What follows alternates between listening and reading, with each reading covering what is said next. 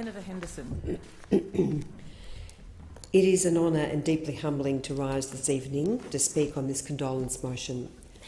I join with senators and members in the other place to express my sincere condolences to the family, friends and colleagues of the 33 people who tragically died in bushfires this summer, including 9 courageous firefighters. Our nation mourns with you. Our hearts are broken by the scale of the loss of human life, of wildlife, of homes, of farms and stock, of millions of hectares of our country. There is a deep black scar across large parts of Victoria, which I so proudly represent as a regional Liberal senator for Victoria, in New South Wales, as well as large parts of the Adelaide Hills and Kangaroo Island in South Australia. Whenever our nation is hit by disaster, amidst the fear and devastation and loss, and then the recovery and rebuilding, it brings out the very best in who we are as Australians: courageous, resilient, caring, sacrificing. In Victoria, we saw this in spades, from the beach at Malakuta to the tiny town of Bruthen to the high country in Victoria's northeast. In Victoria, we lost Matt Kavanagh, Bill Slade, David Morrissey, Mick Roberts and Fred Becker. This bushfire disaster has touched thousands upon thousands of families, including my own. My aunt and uncle and their children and grandchildren were evacuated on the south coast of New South Wales, and they spent a frightening night not knowing if their home would escape the firestorm. They were one of the lucky ones. Close friends lost much of their vineyard in the Adelaide Hills, but not their home, and they too were lucky.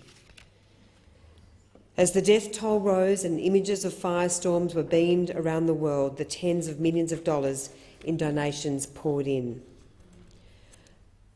The response was incredible.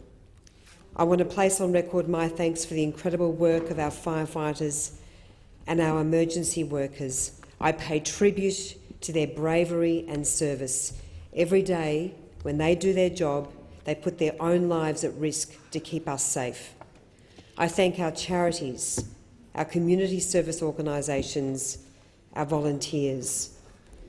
I wish to place on record the work of our government, led by our great Prime Minister, to support bushfire-impacted communities, the unprecedented call-out of the Australian Defence Force, including some 3,000 reservists, the tens of millions of dollars paid in immediate financial assistance, payments to volunteer firefighters, and the massive investment in the recovery effort underpinned by the $2 billion National Bushfire Recovery Authority and the fund. The support of so many other countries which came to our aid was overwhelming. The loss of 3 American firefighters who died when their C-130 Hercules crashed was just so incredibly sad. The work of our serving defence men and women was incredible. The recovery and the rebuilding will be long and tough and traumatic.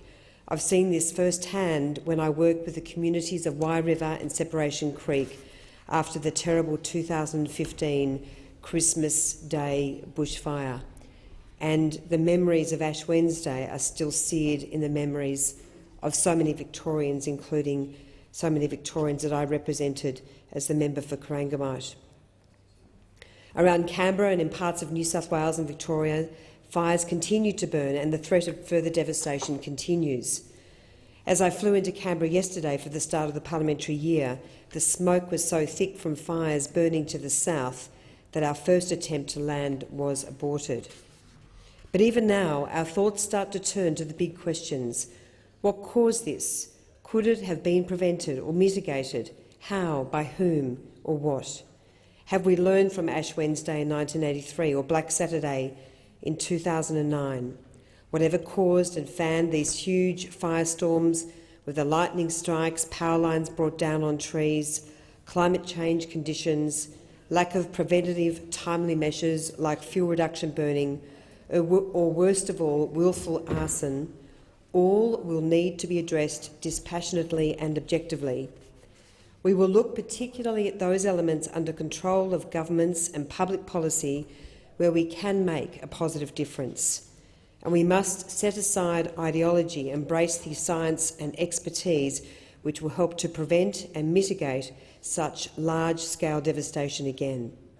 One element firmly within our control is fuel reduction burning.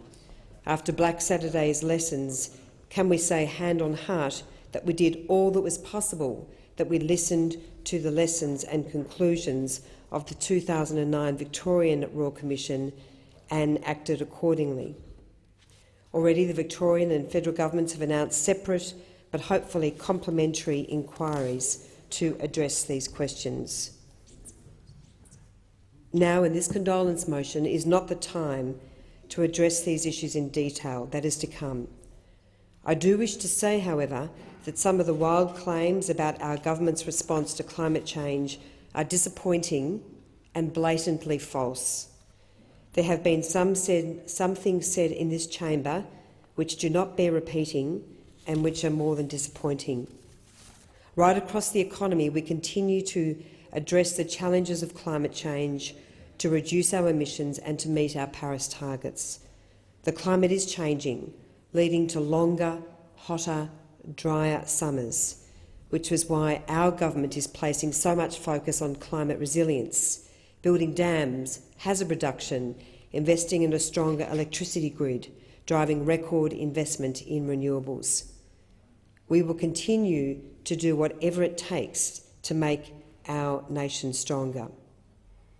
But for now, we pay tribute to the men and women who lost their lives in this terrible tragedy, and we remain united in our determination to support their families and all those Australians who have lost so much at this most challenging time for our country.